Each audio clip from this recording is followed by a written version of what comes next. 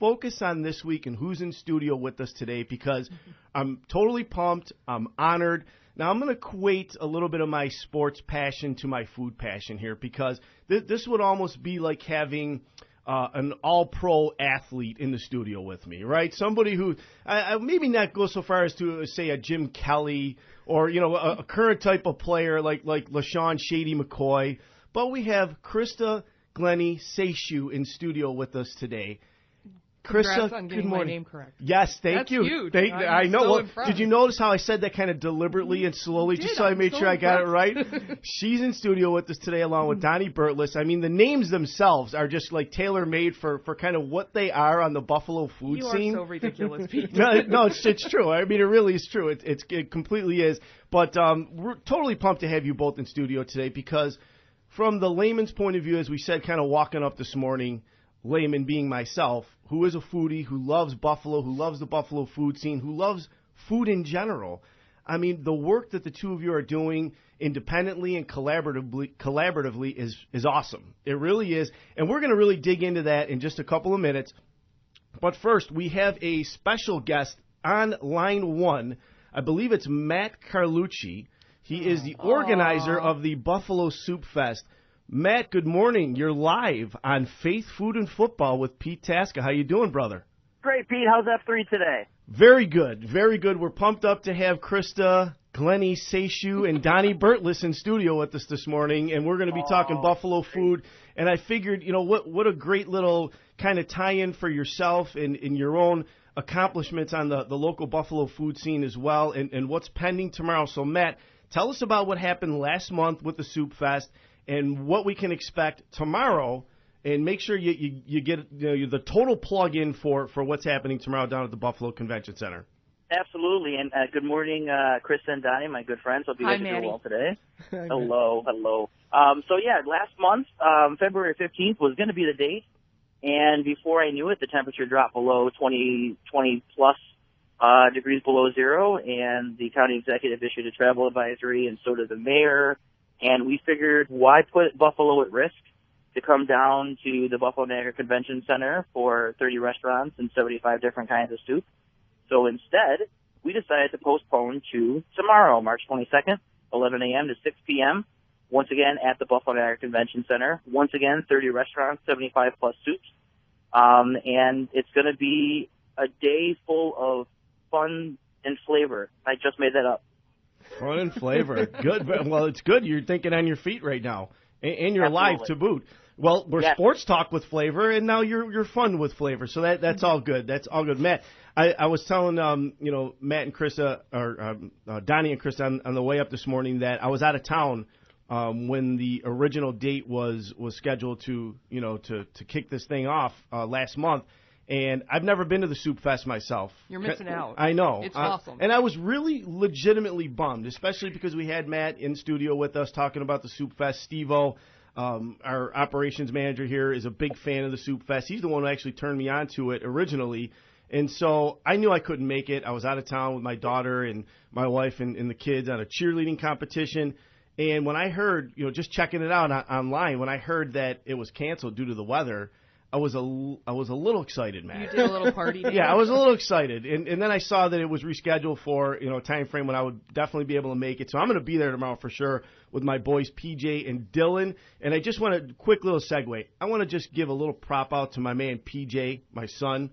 He's playing in his Little League Basketball Championship game today at 12 p.m.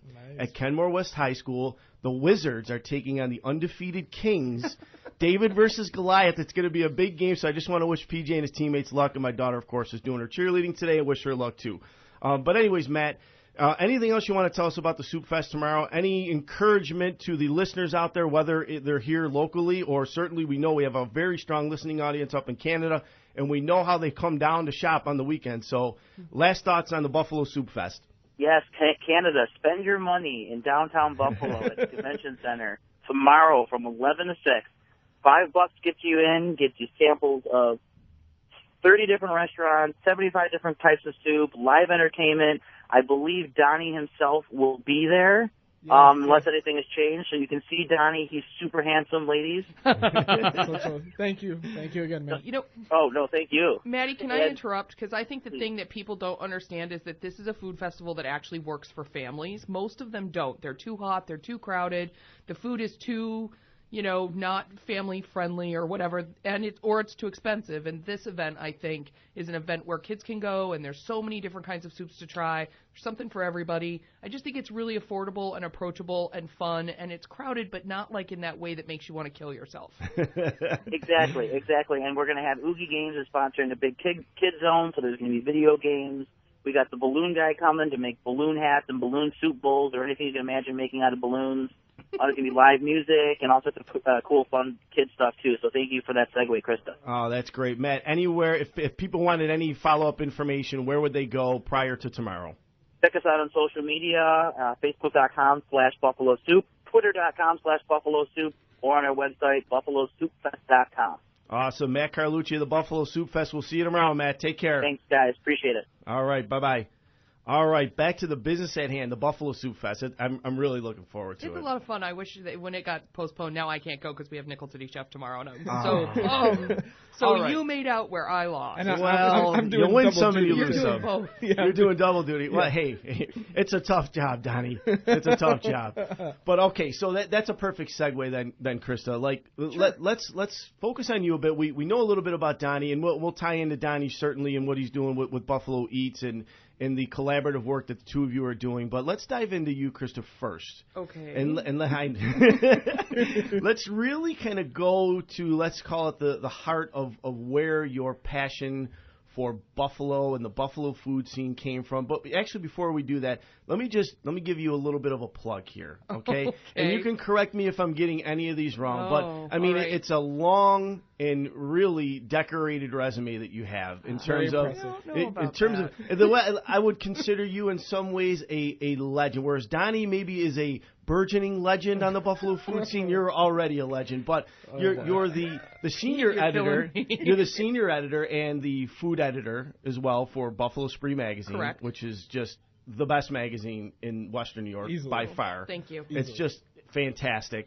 And of course, you mentioned Nickel City Chef, and you're the catalyst and the creator of that whole thing. Then you have Feed Your Soul Productions. Right. Feed Your Soul Productions, Nickel City Chef is one of our events. We do several, but yeah, that's one of the events at Feed Your Soul Productions. And then you're also an author. You have a book or two. I do. I would consider myself more of an editor because I didn't write the recipes that are in the two cookbooks, but yes. All right. Well, let's start with Buffalo Spree, and let's start with where it all started for you in general. So let's pull all the way back. Let's go back to early childhood memories. Let's go back to maybe mom or grandma's kitchen, or where did it start? Like, where for you were the seeds planted for this passion and love for food? Well, I grew up in Seattle, okay. And I didn't move here until I was in my early 20s. Wow. And so I grew up in Seattle, and my parents are originally both from here. My mom is from Alden, and my father grew up in Lewiston. And my mother is she's a lovely woman who makes a couple really great things. And in the 70s, food was not so great. There was a lot of casseroles made with Campbell's soup. There was a lot of things made in a crock pot. And, we weren't very well off. So food for me wasn't something I was really interested in until I started to watch cooking shows on PBS by the time I was like 10 or 11 years old.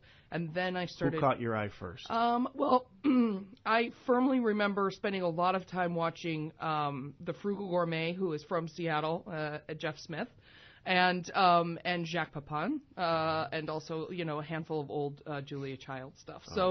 That really had a major impact on me and made me want to understand food and cook.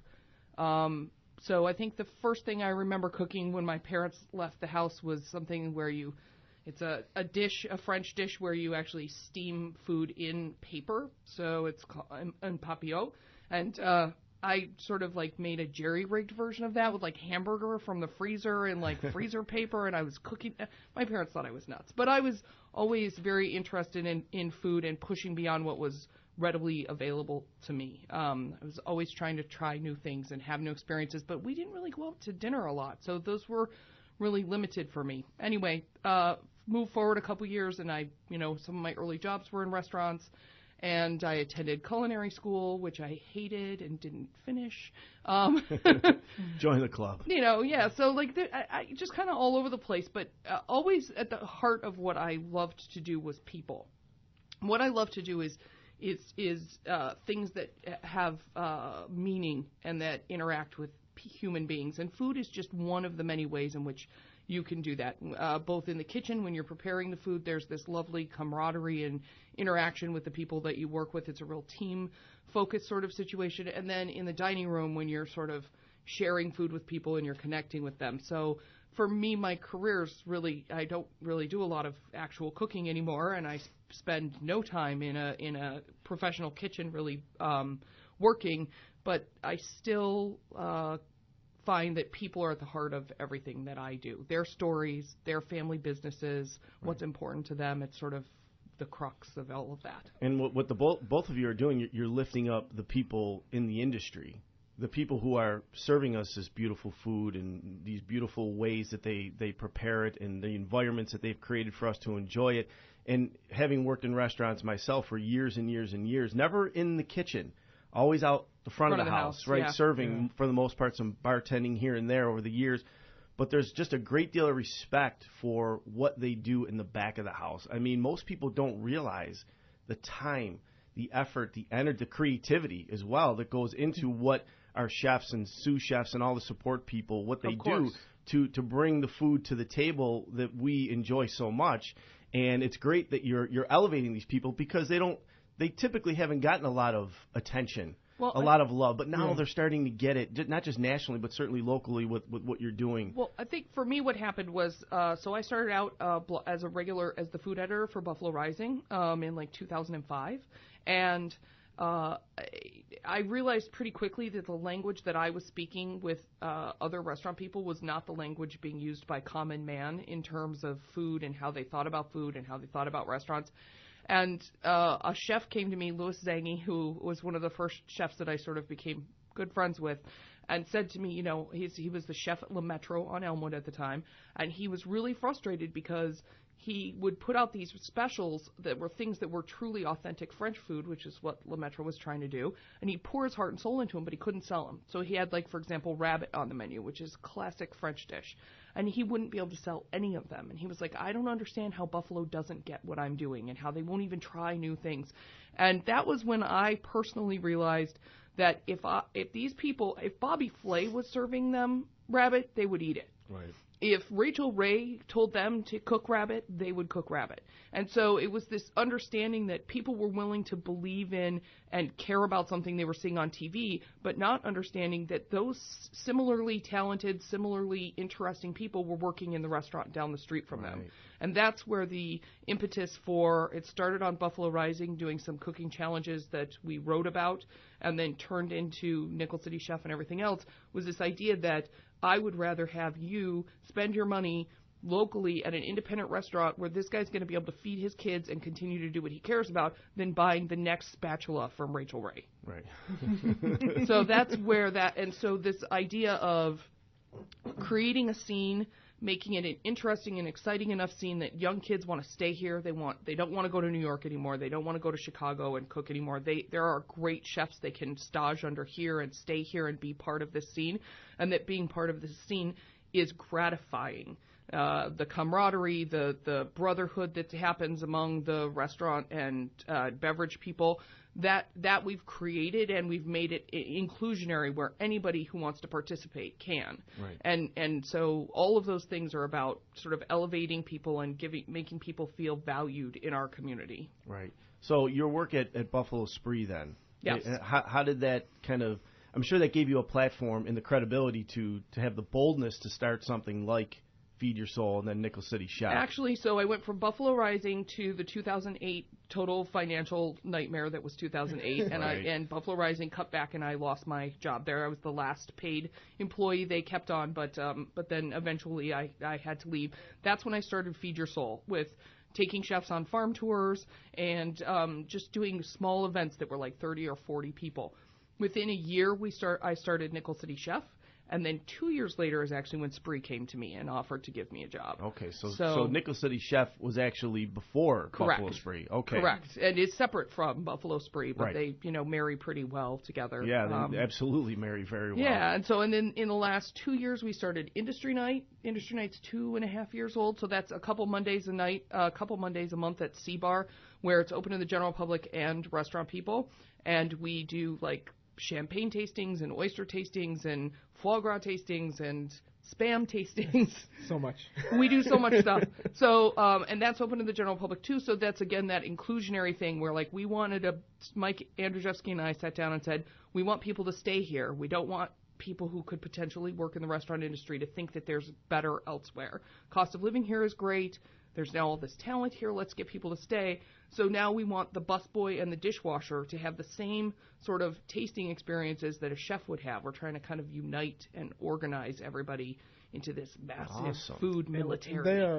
They are hands down the most fun you can have on a Monday night. For literally, if you don't want to spend any money, you don't have to spend any money. Really? It's free? It's free. Yeah. Oh, boy, don't start talking free. Yeah, no, it's free. And we pack about 100 people in there every Monday sometime. The one in the summer that we do, which is our anniversary event, which is a cocktail competition, we pack 180 maybe people in there. I mean, it's kind of nuts. So, and it's really been, a way that we can look at a sous chef. Donnie and I could look at a sous chef and be like, that kid's kind of got a little something special. Let's invite him to come do, battle cheese or whatever it is we're doing at Industry Night. So that gives him a leg up. He's no longer just a sous chef nobody really knows. They now get to taste his food and see his culinary point of view. Yeah, so. And I think we've even been witnesses to people watching people network right in front of us. It's a very casual setting. It is. But everyone's so approachable and talkable that you can watch a kid who's a line cook who has aspirations of doing bigger things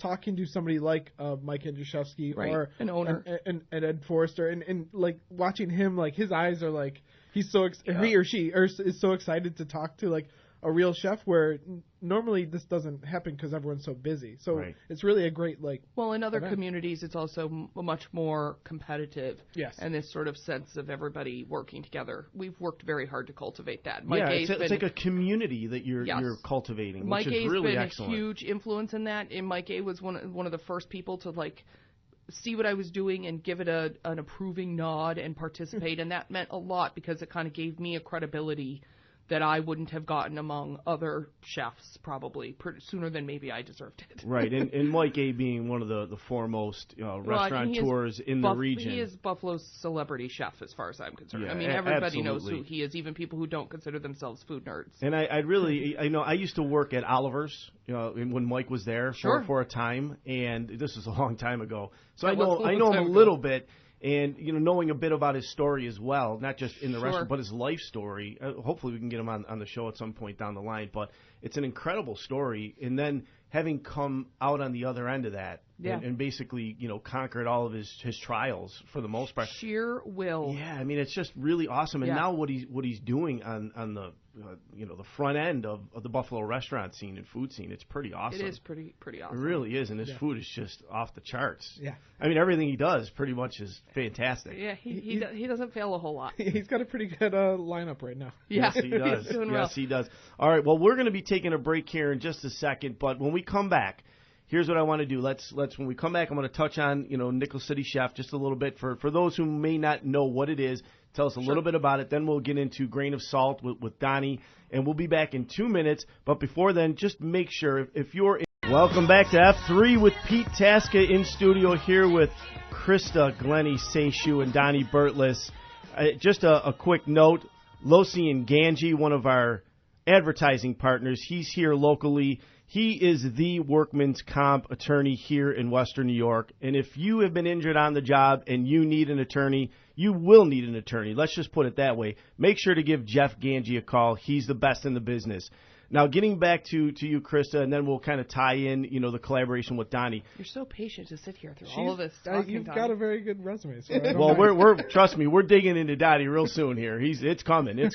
But Nickel City Chef, tell us a little bit about it. It's just an incredible event that you have created and that you cultivate, and it's been going on for 7 years now. Tell us about it. So Nickel City Chef started again out of that idea of wanting people to appreciate their local chefs as much as they do celebrity chefs whose food it is likely they will never taste. And it started in 2009. We've had 7 seasons. We're taping or performing our 31st competition tomorrow. And so it's basically like Iron Chef, where there are 5 Nickel City chefs, and other chefs in the area apply to compete against them. And so we pick the most qualified challengers. And so over the course of an hour at Artisan Kitchens and Baths, which is a absolutely gorgeous kitchen show house on Amherst Street, where they have 2 professional, very high-end kitchens with lots of room for an audience. And we fit about 200 people in there. And so in an hour, the Nickel City Chef and the challenger are given a secret ingredient that always comes from a local farm or a local food maker. And they each create 3 courses in an hour. And then we have a panel of usually pretty celebrated judges. We've brought in people from the James Beard House, from New York Times, from really all over the place, Toronto, to come and judge so that people feel like they're being judged fairly, as well as local food folks like Donnie or Andrew Galerno and Janice Oken from the Buffalo News, or Jeff Biesinger, who is our fine dining food critic at Spree. Anyway, and so they have an hour, and basically best chef wins. So the show we do 5 times a year. Tickets always go on sale the first Friday in January every year. They sell out the same day they go on sale for the whole season. It's a good problem to have. Yeah. Well, we only used to have 4 shows, and we added a 5th show to try to help because I feel so terrible every time somebody tells me they can't get tickets to the show, because I think it's sad. I want everybody to come and have fun, but we can only do so many. Right. And it's a really high-end production. We have 12 flat-screen monitors in the space, live cameras in the kitchens the whole time, so that people, no matter where they're sitting, can get a really close-up view of what's going on. We have Mike A. is a host, and so is Bert Gambini, who people will know from WBFO, where he's no longer there, but he's been our host since we started. They get to eat food because we've got catering there. I mean, it's a fun event. What an awesome time that sounds like. It is. I hands down, I think it's the best food event in Buffalo. For somebody like myself who cares about the food so much, to watch people who maybe aren't at my level of nerdery when it comes to food, but watch these like these food nerdery. Yeah. To watch these like husband and wives or mothers and daughters and stuff like that. You can see people in awe of what they're watching, and it has connected the lines of people in the restaurant industry like no other event that we have. Well, thank you. I think the thing that I love about it is that it draws attention to the local farms and the food that we have available here via that, which is a big passion project for me. But also, the chefs are able, when they make a dish in a restaurant, they have to worry about food costs. They have to worry about how many pans they're using in terms of is this dish high maintenance, and how many can I kick out in an hour? And they have to think about what their audience will buy and what they're willing to pay for. At Nickel City Chef, they get to make whatever they want. Right. So we really get to see chefs stretch themselves, and it's super for food nerds. So I'm just going to clarify. This is mine and Donnie's interpretation of the words. Foodie is someone who loves to eat.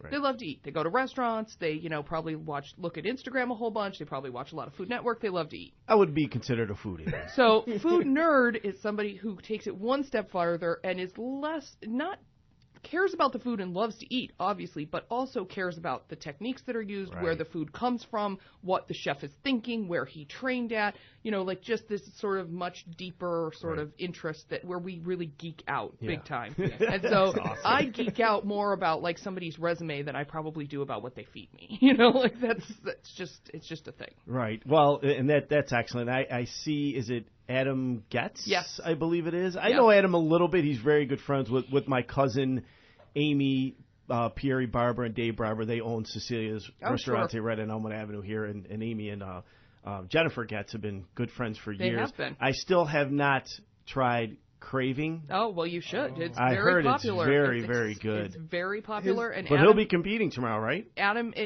makes everything from scratch. Cheese, bread, cured meat, pickles, pasta, everything the from pasta scratch. is in me and my wife's opinion, some of the best pastas. Well, nobody else is really hand making more than 1 or 2 pastas on their menu. He is hand making all of his pasta, spaghetti, the whole nine. Handmade pasta. Now you're talking. No, I'll add another restaurant to the list of places I have to desperately get to sooner than later. So there's a reason why Adam is a Nickel City chef, and he has been a Nickel City chef since we started the show. And so yes, he is competing against an up-and-comer whose name is Brian McCosey, who owns Black Iron Bistro, which is out in Blaisdell, and is blazing a trail in Blaisdell. Nice. Because he is also doing 100% from scratch, all handmade, locally sourced, menu that changes almost every week. So they're actually 2 chefs we've paired up who have very similar styles, although I think that we'll see really different stuff from both of them tomorrow. Right. But okay, now we can go in one of 2 directions here. I mean, we could pull Donnie in fully and go to grain of salt. Sure. But you kind of brought up the movement that's happening in the local food and restaurant scene when it comes to locally sourced and from local farms and organic and natural food. I'm gonna defer to you here, Christa. Where do you want to go? Do you want to go to Grain of Salt first in the podcast, or do you want to go there? Grain of Salt first. All right, let's go. Hardly got a word in edgewise. Tell us. Hey, I had a whole episode last month. Yeah, so just again, Donnie Burtless of Buffalo Eats. He is doing just an incredible job on this website. That if you're a Buffalo foodie or a Buffalo food nerdy, whatever you want to call yourself, and you haven't heard of Buffalo Eats, you got to go check it out because the content is just incredible on all of these different levels. And 6 years of content he's got, and it just dedicated. keeps it's he's dedicated. It's unbelievable. People say, "Oh, I'm going to start a food blog." I'm like, "Yeah, I'll see you in 3 months," because everybody thinks they want to start a food blog because everybody loves to eat, right? Right. It's a totally different level of engagement that people don't understand. That regular maintenance of a website in terms of fresh content, fresh design, all of the social media that's attached to it, and the tremendous amount of money it costs to dine out frequently enough to maintain it's a thing. blog. And Burtless and his wife... We talked about the budget when Donnie was here last. Burtless and his wife, Allie, have really... I'm so proud of you guys. Oh. Yeah, it really is awesome. You have to check it out. And in the last segment, after the next break, I want to talk about the... I think it was on March 12th. There's one of your posts from a couple of weeks ago about the additions to the Buffalo food scene and how it just keeps expanding because it's unbelievable what's happening. But all right, let me control myself here. Let's talk about Grain of Salt. Yes. Let's talk about the podcast. How did it start? How did the collaboration kind of come together? I know it started a few years ago under a different name. Yeah, I guess the origin would probably be the original podcast I set up in my house in Allentown. In your sketchy basement. Yeah, in my scary basement. Was I the first guest on that? Yes, yeah, Christa was the first guest. And that was a 2-year endeavor. We didn't miss a week. We pretty much recorded 103 episodes in 2 years. Yeah, I worked really hard to ridiculous amount of time to do that. Schedule a lot of those because by trade I work in 9-to-5 jobs and everyone in the restaurant industry has the opposite availability. So it was a lot of trying to figure out schedules. My brother, God bless him, sat through 100 episodes. He's our producer. Yeah, he's the one who produced my podcast and now produces the Grain of Salt podcast. And so it got started with that, and Christa was the only person I had on more than twice, actually. I believe you're like a 4-time. Maybe. A 4-time. Really, when me and Donnie start talking, we can't stop. That's the problem. And we generally really love each other. We have a great camaraderie, so... he is my brother from another mother. Yeah. So brother from another mother. He totally is, all day. Yeah, so I took like a 9-month hiatus from podcasts because it was just really exhausting. I didn't know it. Yeah, I was burnt out, and... I think both of us were approached almost maybe simultaneously from the Zemsky family who owns Hydraulic Hearth in the Larkin building. And they were like, we want to get these podcasts going. Would you guys want to get back in? And I think they looked at both of us to do separate ones. Correct. And we were like, I don't know if we have enough time. We're both so incredibly busy. Yeah. But immediately we started talking. We're like, this would be really cool to do this together because we share it. Yeah, because we both have these different, I think, styles of talking to people and different strengths, and I still wanted to do the profile. I want to talk to one person or a group of people who are doing one thing and kind of get their backstory, know what they're doing, why what they're doing is so exciting. And Christa's amazing at having this idea of a topic and bringing in like people who are really passionate about it or who are really well educated on it, and having this like round table discussion about something and that I could never do. I'm not disciplined enough to have like a whole thought process go out. My podcast style is like, whatever comes up, we'll just go from there. But Christa's I wish I could do that. That's about where I am.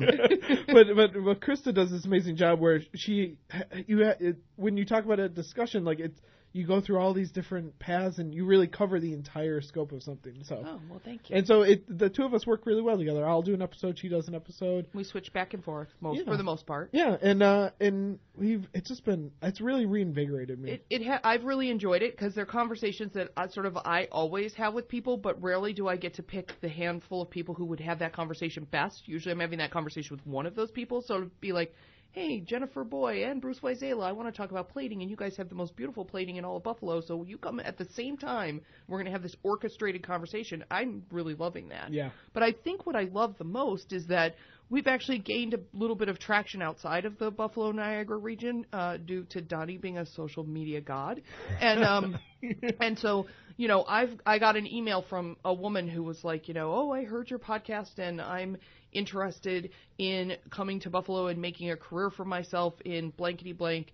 And I didn't know there was a scene there, and now I do. And if I move there, will you introduce me to the right people? Or Donnie, what is the one that the most recent one you had? There was a kid in Connecticut who his dad grew up in Buffalo, but they moved out to Connecticut when he was really young. And his dad would always bring him to Buffalo, and he's in the culinary world, and he never thought he could move back to Buffalo and have a job because he didn't think the opportunities were there. And he discovered our podcast, heard discussions between chefs talking about how everything's getting more exciting and talking to people who are doing really innovative things, and he was like, now I want to come back to Buffalo. And we've had a couple of those where people have left the area to train or to go to school, and at least like 5 offhand of people being like, I really feel comfortable that if I move back to Buffalo, I could find something that I want to do. Yeah, so we're trying to both make the scene and populate the scene with staff. Because right now we're having a major staff crunch in the restaurant industry. I read that, yeah. There's a glut of qualified people. Or glut's not, I don't think it's the right word. That's the opposite of glut. Yeah. There is a lack of qualified people to work in the business. Really probably the support side more than anything, right? I would imagine. Bussers, servers. Actually, we could use plenty of chefs. We could use plenty of line cooks. We could use lots of general managers. I mean, we are... So there's opportunity on the Buffalo restaurant scene right now. So before we move out of... I'll transition us to the next topic, I think, because I think it makes sense. But Grain of Salt Podcast you can find on SoundCloud, iTunes, and also we have a Facebook page, Grain of Salt. So if you want to listen, we post every Wednesday. That's where it is. But...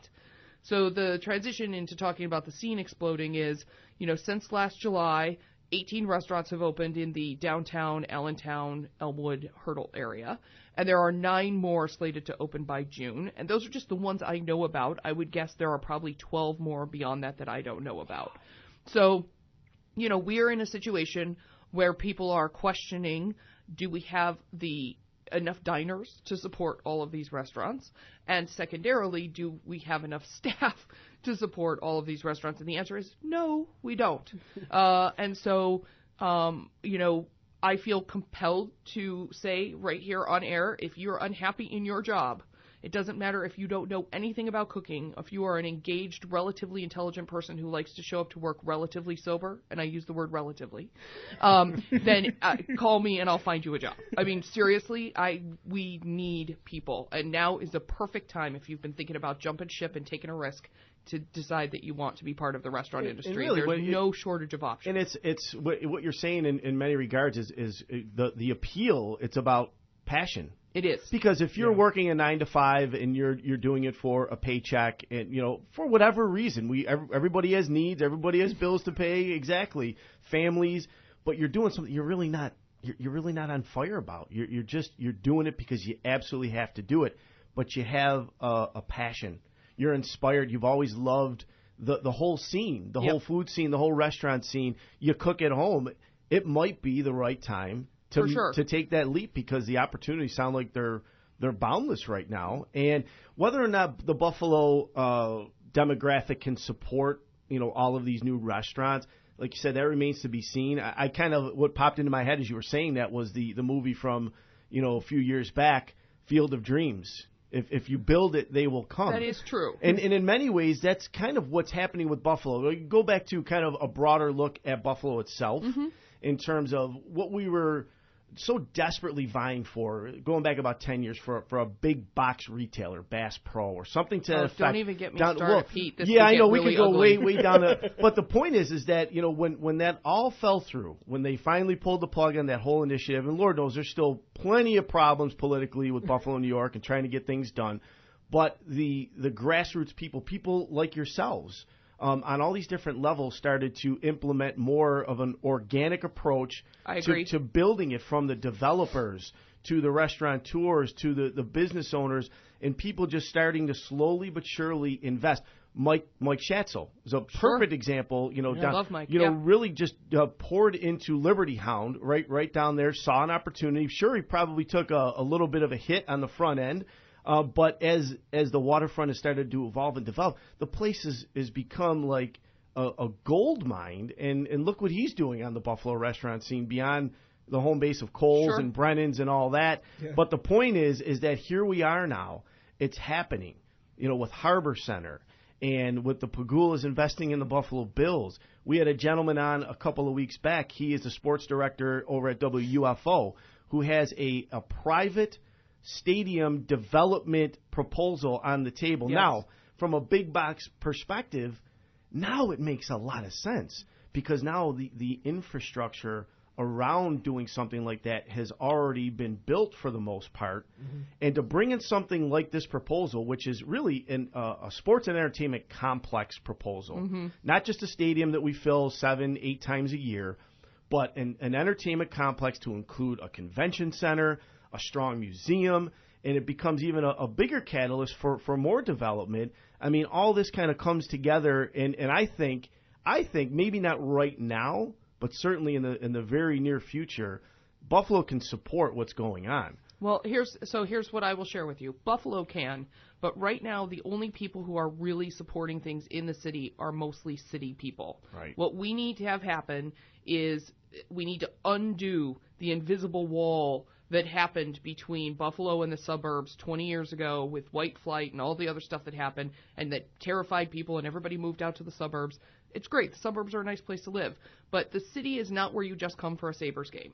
The city is an oasis of culture and community and great food and good people and amazing beer and really fantastic distilleries and all this exciting stuff that's opening, and people in the suburbs are still worried about parking, or they're still worried about certain other things that maybe if they came down a couple more times a year, they wouldn't be so worried about. Right, more of a perception than a reality of what's going on in the city. And if you lived outside Seattle or outside Dallas or outside of, Toronto, you'd probably still have some similar concerns, but you'd sort of expect those things, right? You'd expect that maybe your car could get broken into, or that maybe you would struggle to find a parking place. I don't know why people here find that so intimidating and overwhelming. I really think we have to figure out how to get people from the first and second ring of suburbs to use Buffalo like their own vacation spot. And that's really where it's happening on the Buffalo food scene. It's happening in the city. In the city. Yeah. All around the city. Especially downtown. And I live out in Williamsville, and, I'm a city. I was born and raised in the city in North Buffalo. So the city is, I am a city guy for sure. But even just from the logistical standpoint of having the family and, everything going on, on a Friday or Saturday night, if we get the babysitters, mom and dad, we got 2, 3, 4 hours. Sometimes it's tough to even make the decision to trek into the city. Sure. But that's just part of a good problem to have, if you will. And I'm sure we'll figure that out as we move along down the road. We're going to take a break. When we come back, let's talk about this burgeoning Buffalo food scene and some of these new restaurants that are getting ready to be unveiled. We'll be back in 2 minutes right here on F3 with Pete Tasca, Sports Talk with Flavor. Welcome back to F3 with Pete Tasca, Sports Talk with Flavor, in studio here with Donnie, Burtless, and Christa, Glennie, Seychew. Nailed it again. Don't call if you have any football questions at all. We're suspending any real football talk for at least another couple of weeks. I don't even know what football looks like. Oh, gosh. Well, you're originally from Seattle, so you really, whether it's the Bills, listen. I can't even have that conversation. I don't even It's know. almost like it's a birthright, and quite frankly, like almost a death sentence being a Bills fan. But, coming from Seattle, you don't have much to, shake a stick at because. I don't know. People cared about the Huskies and the Seahawks a lot when I was growing up, but I never I don't get any of it. I don't get it. I don't get it. Guys running around with a ball on a field, I don't get it. Honestly, I don't get it sometimes either. It's that primal instinct that we all have, like that gladiator thing that's kind of in all of us. Well, I might have to get in touch with that then. Yeah, football's pretty awesome. But anyways, getting back to the food scene, and let's look at the segment that you did on Buffalo Eats a couple of weeks ago, as far as all of these new places that are coming down the pipe. Christa kind of touched on it. There's Toutant, right? Is that how you? Oh, we're so excited for that Toutant. one. You've got Marble and Rye that you referenced Very here. excited for Marble and Rye. We've got Lloyd Taco Factory that's coming. It's going to be awesome. Allentown Poutine. Which actually you were there yesterday, yeah, right? They just opened last night. Hang on now. Allentown Burger Venture. That's a Schatzel venture. It is it? And they don't have food yet, but they will shortly. Yeah. British Chippy food truck. I see them on social media quite a bit, but they're doing a food truck. You need to get down there and eat at the British Chippy. Yeah, it's. You need to, for real. I know every time we're going to be coming on, we're just extending your lips. Yeah, but it's going to happen. it's some.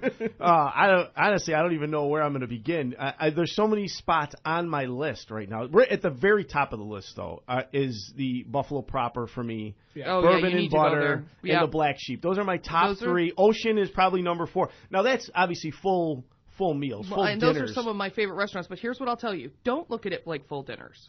That's a mistake. You're absolutely right. It's a commitment that not everybody can make. How many times do you have that kind of money and that kind of time to go sit in a restaurant? Here's how I use a place like Buffalo Proper.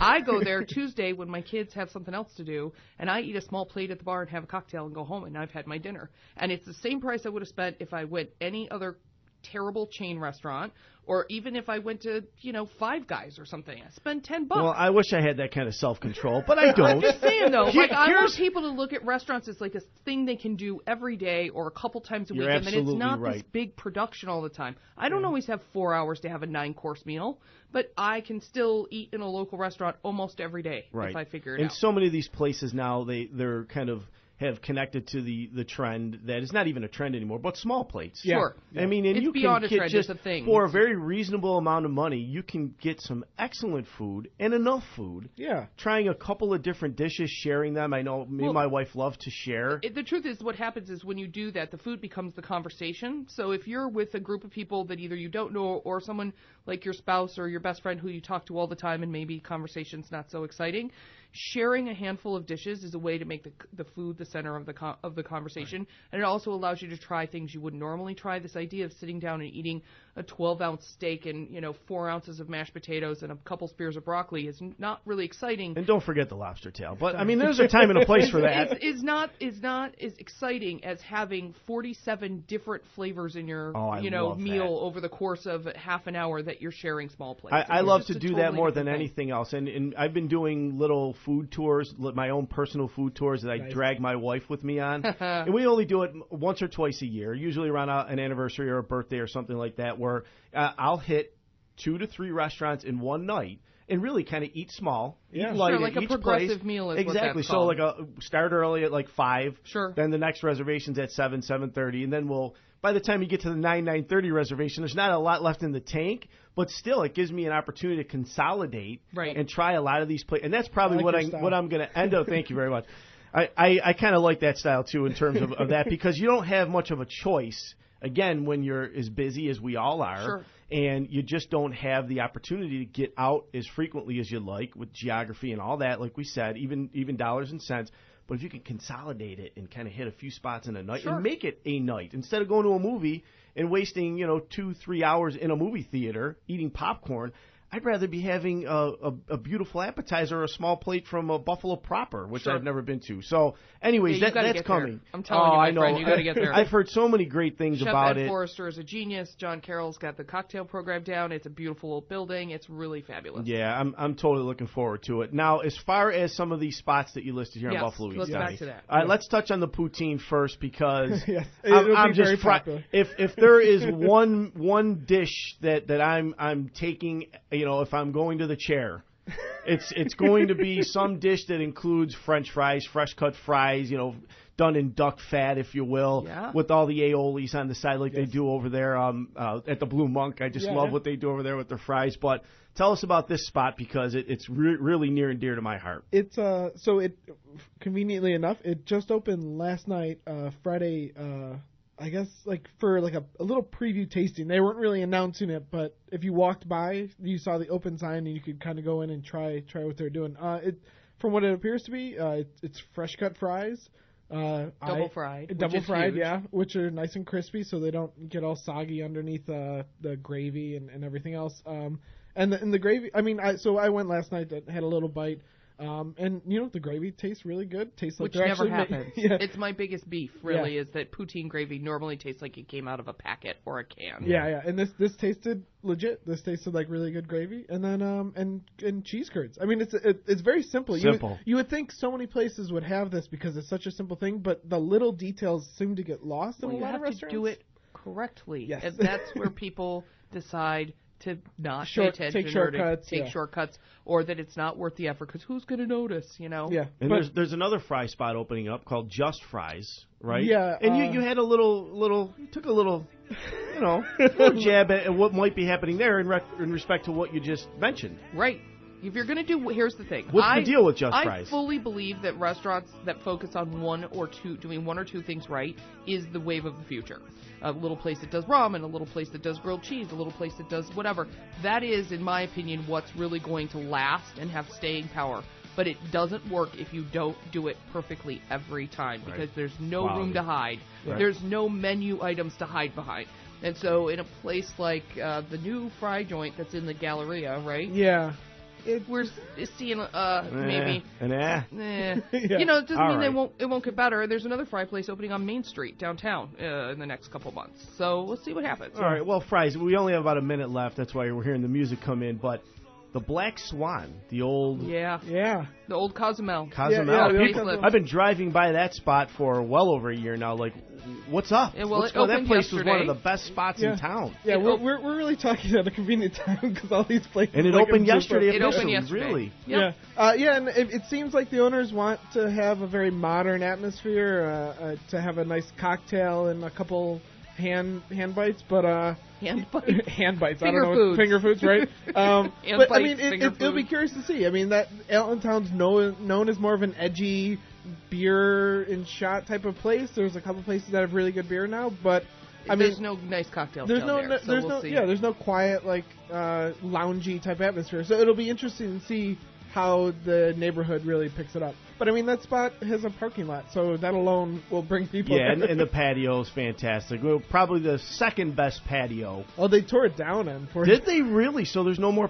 Well, then I guess everybody's going to have to go to Cecilia's Ristorante for the best patio in Buffalo. As we're wrapping up here, the last thought, at least from my point of view, in terms of these new spots that are opening up, Lloyd Taco.